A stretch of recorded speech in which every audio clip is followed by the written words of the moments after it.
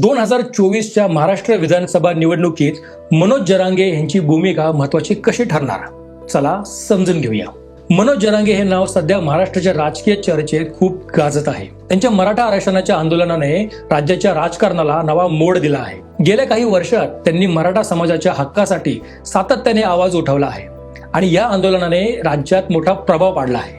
2024च्या निवडणुकीत मनोज जरांगे यांच्या नेतृत्वाखाली मराठा आरक्षणाचा मुद्दा हा निर्णायक ठरू शकतो. त्यांच्या आंदोलनामुळे मराठा समाजात जागृती निर्माण झाली आहे आणि यामुळे मतदारसंघात उमेदवारांची निवड करताना मतदार ह्या मुद्द्याला विशेष महत्त्व देतील. जरांगे यांनी आपल्या भाषणांमध्ये आणि मोर्चांमध्ये जनतेच्या भावना उभ्या केल्या आहेत, ज्यामुळे लोकांमध्ये मोठा विश्वास निर्माण झाला आहे.